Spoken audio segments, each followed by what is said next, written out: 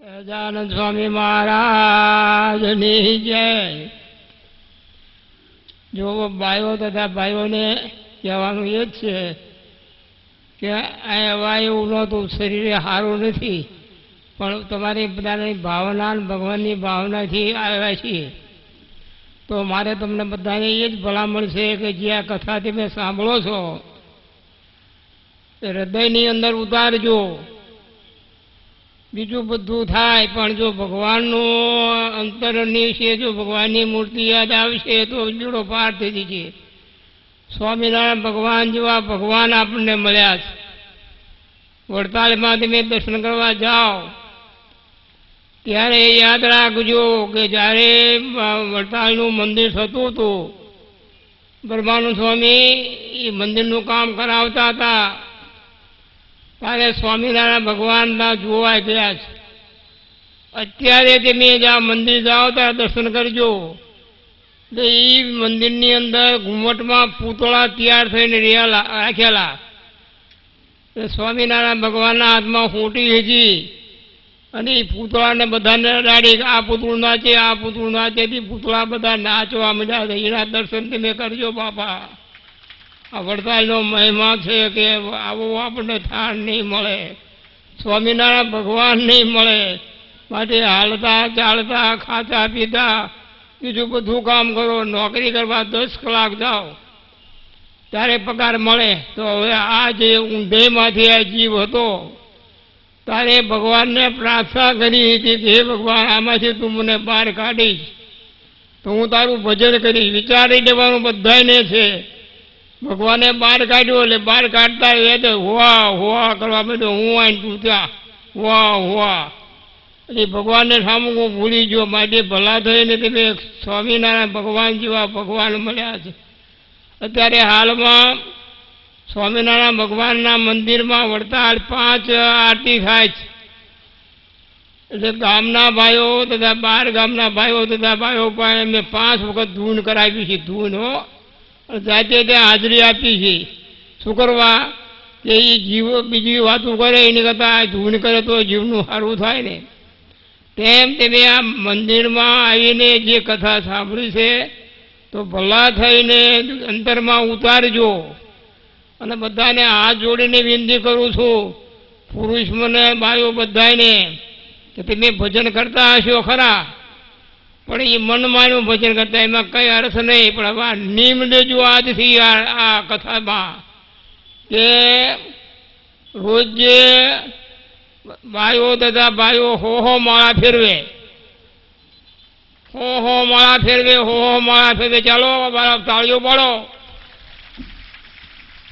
હો માળા ફેરવશો તો 10,000 નામ થાય। ત્યારે આખા દિવસમાં આપણે થોડીક નવરાશ લઈ અને અત્યારે એમ નથી કરતા સવારમાં બેસી દઉં, જ્યારે નવરાશ મળે ત્યારે પણ માળા ફેરવા બેસી દઉં।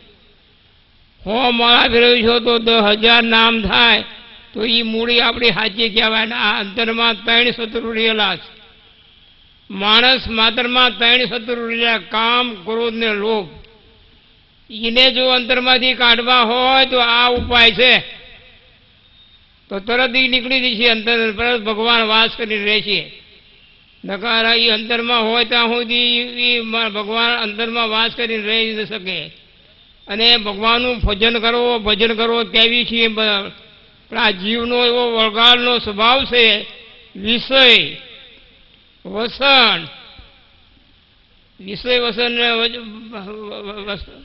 વ્યાયામ એ ભગવાન ભજવા દે કેમ? વિચાર કરો લ્યો, વિષય વસન ને વ્યાયામ તે ભગવાન ભજવા દે કેમ?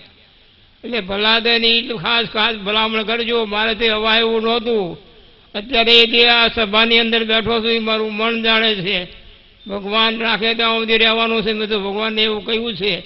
અને અમારી પાસે જે જીવ આવે છે વડતાલમાં એને એ જ કહેવી છે, ભજન કરો ભજન કરો ભજન કરો।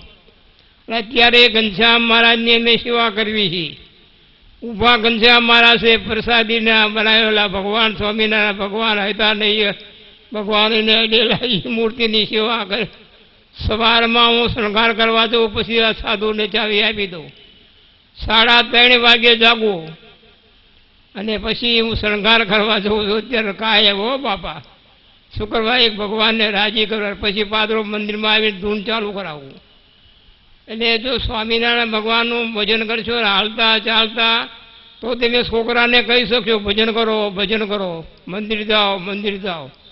પણ જો આ સંસારમાં આવ્યા છીએ, જીવ જો ભજન નહીં કરે તો લક્ષ 84માંથી આવ્યો છે અને પાછો લક્ષ 84માં જવા દિવસ ઉપર દિવસ જાય છે અને આયુષ ઓછી થાય, રોજ દિવસ ઉપર દિવસ જાય.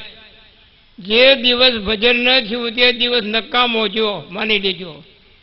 એટલે તમારે બધાને માનવાનું, ઘરમાં 10 માણસ હોય, હાવ હોની મુદત આવી હાવ હોને રસ્તે જતા રહે છે, બરાબર છે.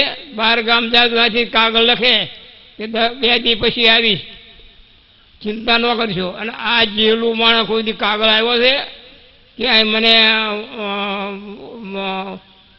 હોવાનું નથી મળતું, એમ ક્યાં જીવ જો કોને ખબર છે.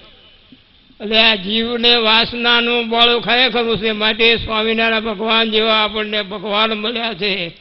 બીજું બધું કરો ખરા, ઘરનું કામ કરો, ઈરા નથી, નોકરી કરો, વ્યાપાર કરો, ખેતી કરો, પણ આ જીવના માટે કંઈ કરજો. ભલામણ મારી ખાસ છે કે જીવના માટે જો આખા દિવસમાં કંઈ નહીં કરો તો દિવસ નકામો જો માની લેજો બાપા. અને પેટના માટે તો રાતને દિવસ જીવ મહેનત કરે છે પેટના માટે હો. 10 કલાક નોકરી કરે, શેઠ પગાર આપે, 10 કલાક પેટના માટે નોકરી કરી છે ને, જીવના માટે શું કર્યું? એટલે હાલતા ચાલતા ખાતા પીતા ભગવાનનું ભજન કરજો, એ જ સાચું છે. બીજું બધું નકામું છે. એક દિવસ બધું મૂકીને મરી જવાનું છે. આ માનો કે ગમે તેવી અને ગમે તેવું શરીર જાડવું છે, પણ એક દિવસ જે સ્વામિનારાયણ કહીને ભગવાનના ધામમાં જો જવું હોય તો ભગવાનનું ભજન કરજો, એ જ સાચું છે. અને આ કથા જે અત્યારે તમને સંભળાવે છે ભાઈઓ જોઈને મને દિલમાં ખૂબ આનંદ થાય. હવે એવું નહોતું મારેથી હો, આ લોકોના ફોન આવ્યા કે ના તમારે આવવું જ પડશે આવવું જ પડશે, તો અમે ના પાડી કે નહીં અવાય. પણ તે છતાં આજે અહીંથી ગાડી આવી લેવા દે અમે આવ્યા બાપા. આ તમારી સભા જોઈને ખૂબ રાજી, અંતરથી આ યાદ આવી જાય આવું બધું તો બેડો પાર થઈ જાય. અને ફરીને આ ટાણું મળવાનું નથી, મનુષ્ય ફરીને મળવાનું નથી હો બાપા. એટલે માટે હાલતા ચાલતા ખાતા પીતા ભગવાનનું ખૂબ ભજન કરજો, એ જ સાચું છે. બીજું બધું નકામું છે. વડતાલની અંદર 1000 માણસ દર્શન કરવા આવે છે, 1000 માણસો. એ ભગવાનનો પ્રતાપ છે. પુણ્યમાં હોય ત્યારે આજે આ દર પૂર્ણિમાથી ત્યારે ઘનશ્યામ મહારાજને મોગરાના શણગાર, મોગરાનો મુગટ ફૂલનો શણગાર બનાવીને ધરાવ્યા હતા અને 1000 માણસ દર્શન કરવા આવ્યા હતા. આજે પણ શણગાર કરીને અમે આવ્યા છીએ. સરસ ભગવાનને સરસ લીલા વાઘા ધરાવ્યા છે. મોટો આ તમારો વડતાલનો હાર, આ સુરતનો હાર અને માથે સાપો બાંધેલો છે. રોજ અહીંથી હાર આવે છે.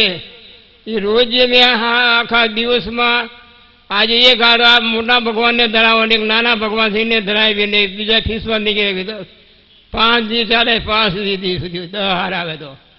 એટલે કહેવાનો સિદ્ધાંત શું છે કે ખૂબ રાજી ભગવાનને રાજી કરવા હોય તો પ્રયત્ન કરો, એમાં કોઈનો ભાગ નથી.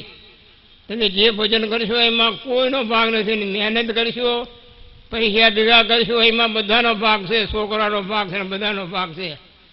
પણ જો આ ભજન કરશો એમાં કોઈનો ભાગ નથી. માટે ભગવાનનું ભજન ખૂબ કરજો, એ જ સાચું છે. સહજાનંદ સ્વામી મહારાજની જય.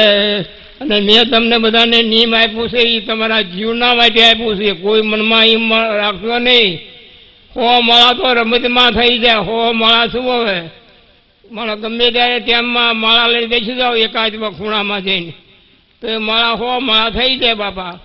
10,000 નામ થાય, 10,000 ની મૂડી ભેગી કરી કહેવાય. સહજાનંદ સ્વામી મહારાજ.